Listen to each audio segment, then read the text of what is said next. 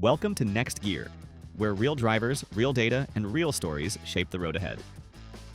Today, we're diving into a topic that hits close to home for just about everyone: cheap cars. But what does cheap really mean? Is it just about the lowest sticker price? Or is there more to the story, like reliability, cost of ownership, maintenance surprises, and even how a car makes you feel over time? Whether you're a first-time buyer, a college student pinching pennies, a family looking for a second car, or someone just trying to make a smart financial move, cheap cars can be both lifesavers and landmines. That's why we turned to a source you can't ignore: Reddit. Thousands of real people sharing real-world experiences, the good, the bad, and the outright bizarre. From miracle machines that just won't die, to money pits that should have never made it off the lot, Reddit has it all. This isn't just a list, it's a tour through real ownership stories, mechanic rants, unexpected wins, and cautionary tales. We'll break down the best budget-friendly models, highlight the ones you should avoid, and give you key features to look for, plus a few surprises. So, buckle up.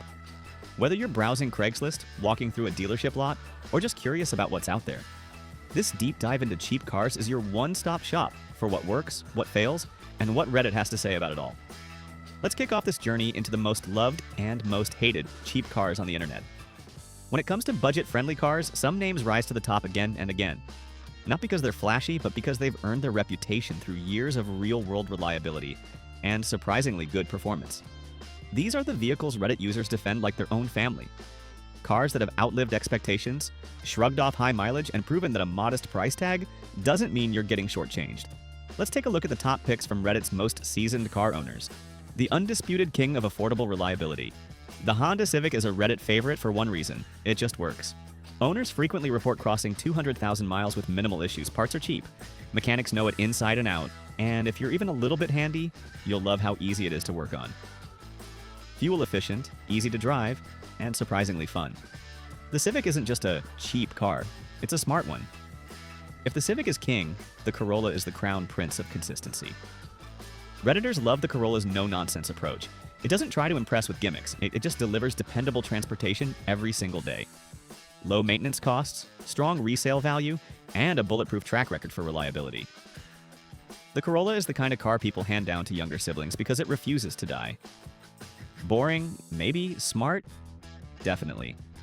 Want budget-friendly and fun? Reddit says look no further than the Mazda 3. It brings a touch of sportiness to the economy segment with responsive steering and sleek styling that punches above its weight. Drivers rave about how the Mazda 3 feels more premium than its price suggests. Just be cautious of older models. Some had rust issues in certain climates. But overall, it's one of the most well-rounded affordable cars out there. Once laughed off as a disposable econobox, the Elantra has come into its own. Reddit users praise it for offering modern design, great features, and generous warranties, often at thousands less than competitors. Many newer Elantras come with touchscreen infotainment, driver assistance tech, and even heated seats. Luxuries you'd expect in a car twice the price. It's the underdog that over-delivers. If you want the bare-bones essentials, the Nissan Versa delivers. It's one of the cheapest new cars you can buy today, but that doesn't mean it's a throwaway. Redditors highlight its roomy interior, huge trunk space, and easy-to-fix components. Sure, it won't win any races or design awards, but when all you need is reliable A to B transport, the Versa checks every box. In summary, if you're shopping on a budget, these aren't just cars, they're proven survivors. Backed by years of owner experience, these models deliver more than just low prices. They offer peace of mind, practicality, and in some cases, a little joy behind the wheel. Next up, the flip side of the coin: the budget cars that Reddit says you should absolutely avoid. If there's one car that gets repeatedly dragged through the digital mud, it's the Dodge Caliber. On the surface, it seemed promising. A hatchback with a decent amount of space and quirky design. But the moment you start driving it, things unravel. Reddit users describe it as clunky, underpowered, and awkwardly built. One user summed it up perfectly: it's a car that punishes you for choosing it. Harsh? Maybe. But the complaints about transmission issues, noisy interiors, and overall cheap build quality are way too consistent to ignore. Ah yes, the Aveo. Often referred to as a pencil sharpener on wheels, this compact Chevy is almost universally avoided by Redditors who've had the misfortune of owning one. It's been called unreliable, uncomfortable, and unsafe. Electrical gremlins, a weak engine, and a shockingly low-quality interior round out the list of complaints. Sure, you might find one for $2,000, but Reddit will tell you that money might be better spent elsewhere. Like on Uber rides. Now this one comes with a bit of nuance. The newer accents, much better. But if you're looking at anything older than 2012, be careful. Reddit users talk about thin paint, early rust, and parts wearing out way too soon. It's the kind of car that seems like a steal until year 2, when everything starts to rattle and you're suddenly on a first-name basis with your mechanic. Earlier we mentioned the Versa as a decent no-frills ride, and that's still true if you get one with a manual transmission. But the CVT version? That's a different story. Reddit is full of frustrated Versa owners who've faced catastrophic transmission failures, sometimes under 100,000 miles. And replacing a CVT isn't cheap, especially when the car itself is worth so little. For a vehicle that's supposed to be economical, that's a deal breaker. Look, we get it. The Fiat 500 is cute, it's quirky. It feels different in a world full of look-alike sedans. But once the novelty wears off, the problems start showing up. And fast. Reddit threads are littered with horror stories about poor reliability, electrical issues, and expensive parts. One owner wrote, "It was adorable right up until the third tow truck ride." If you're in love with the styling, maybe get a poster for your wall, not one for your driveway. Now, we're going to talk about what really matters when buying a cheap car. Features, reliability, safety, and the things that separate a smart purchase from a risky one. So, you've got a price range in mind, maybe even a few models you're eyeing, but how do you figure out if a cheap car is truly worth it, or just barely holding itself together? The truth is, it's not always about the brand or the mileage. It's about the right mix of features. Let's break it down. Reliability, the non-negotiable. This one's obvious, but worth emphasizing. A car isn't really cheap if it's in the shop all the time. Reddit threads are flooded with praise for cars like the Civic and Corolla because they just keep going. No drama, no surprise failures. Just dependable performance, day in and day out. Before buying, look up common issues with the model year you're considering. Fuel efficiency. Save at every mile. Gas isn't getting cheaper, and if you're commuting every day, poor MPG can slowly bleed your wallet dry. That's why Reddit users recommend cars that consistently get 30 to 40 plus miles per gallon.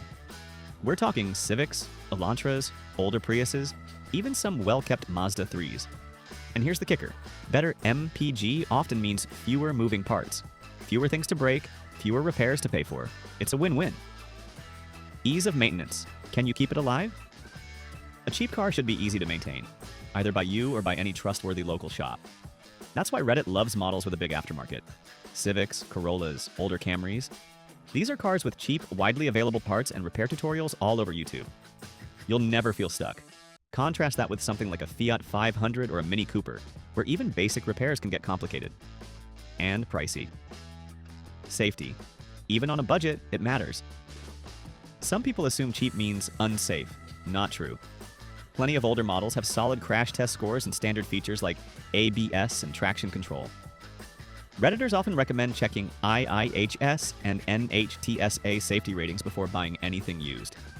Look out for side airbags, child seat anchors, electronic stability control, especially if the car will be used by a younger or less experienced driver. Even something simple like headlight brightness or rear visibility can make a massive difference on the road. Interior comfort and space. You're living in this thing. It's easy to focus on the price tag and forget that you'll be sitting in this car every day. Reddit reminds us again and again. Pay attention to the seats, the visibility, and how you feel after 30 minutes behind the wheel. That's why models like the Nissan Versa get mixed reviews. Great on trunk space and legroom, but not always the most comfortable long-term. Cars like the Hyundai Elantra and Mazda 3 often get a nod here for feeling surprisingly upscale for their class. Basic tech. Don't overpay, but don't settle either. No one expects a budget car to have every bell and whistle, but even older models now come with things like Bluetooth, a backup camera, or even Apple CarPlay if you get lucky. And if you care about resale or daily convenience, these things add value without adding cost. Resale value and depreciation. Think ahead. Last but not least, resale value. You might not think about this when buying a $5,000 used car, but trust us, some models lose value way faster than others. Cars with known reliability like Toyotas and Hondas tend to hold their value better, even if they're older. That means when it's time to sell or trade up, you won't take a huge hit. Reddit often brings this up when comparing something like a Corolla versus a Dodge Dart. One's a steady investment, the other, a money pit that keeps on sinking. Bottom line? The best cheap car isn't just the cheapest on the lot. It's the one that stays cheap over time, by saving you money on fuel, repairs, and headaches. and that only happens when you prioritize the right features. Here's the takeaway. Cheap doesn't mean bad, but some deals are just traps with a clean title. Coming up next, we're going deep into real owner experiences. First-hand Reddit stories, unfiltered, unforgettable, and brutally honest. Let's be honest, specs and ratings are great. But when you're buying a car, what you really want to know is, what's it like to live with this thing every single day? These stories go beyond bullet points. They're real-life snapshots of joy, regret, reliability, and occasional roadside breakdowns. Here are just a few standouts. Mike bought a used 2008 Honda Civic with 140,000 miles on it. Most people would be nervous. But Reddit? They told him to go for it. 5 years later, Mike's Civic has over 230,000 miles, and he swears it runs better than his buddy's newer SUV. Oil changes, new tires, that's about it, he says. It just works. For him, it's not just about reliability, it's about trust. That Civic's been through job changes, road trips, winter storms, and it never let him down. He calls it the best $3,200 I've ever spent. Then there's Sarah. She bought a Ford Fiesta, her first car out of college. It looked great, drove great, and felt like a little pocket rocket. But then came the transmission issues, and not just once, over and over again. It started slipping after 6 months. I took it in, they fixed it, and 2 months later, boom, same issue, she says. Eventually, she traded it in and took a loss, calling it a lesson in doing deeper research. I should have gone on Reddit first, she laughs. Ouch, but fair? Alex swears by his 2005 Toyota Corolla. He picked it up from a coworker for a few $1,000s and expected it to be a beater. Instead, it became his favorite car. There's beauty in basic, he says. No touchscreens, no weird electronics. Just a solid, straightforward car that never complains. Even after 180,000 miles, it gets 30+ miles per gallon and starts up every morning without drama. It's the slowest, most dependable thing I own. I love it. Jenna grabbed a used Chevy Spark mostly because it was cute and cheap. She didn't expect much, just something to run errands. But she quickly fell for its quirky charm and how easy it was to park downtown. It's like driving a go-kart with AC, she says, and despite the compact size, she managed multiple camping trips and IKEA hauls with it. The downsides? A rougher ride at highway speeds, and she admits the cabin noise is basically a podcast killer. Still, for the price, she's happy. Daniel's story is more of a cautionary tale. He bought a used Nissan Versa because it was the cheapest car on the lot with low mileage. What he didn't know? It had a CVT transmission, and it was already starting to go. I thought it was just sluggish, he says. Turns out, it was dying. Within a year, he was looking at a $4,000 repair bill, more than the car was worth. Lesson learned, he says. Always check the transmission type. Always. These are just a few voices from thousands of posts, comments, and threads. Some found their perfect match. Others found out the hard way that cheap and good aren't always the same, but each of them added something to the big picture. A reminder that buying a car isn't just about numbers. It's about real life. So whether you're buying your first car, your fifth, or helping someone else take that leap, take what you've learned here. Filter the noise, trust the data, and more importantly, trust the people who've lived it. Thanks for watching. If this video saved you time, money, or maybe even a few headaches, consider hitting that subscribe button. We dive deep into the auto world every week with breakdowns that cut through the noise and get to the truth. Until next time, keep your eyes on the road, your hands on the wheel, and remember, smart driving starts with smart decisions.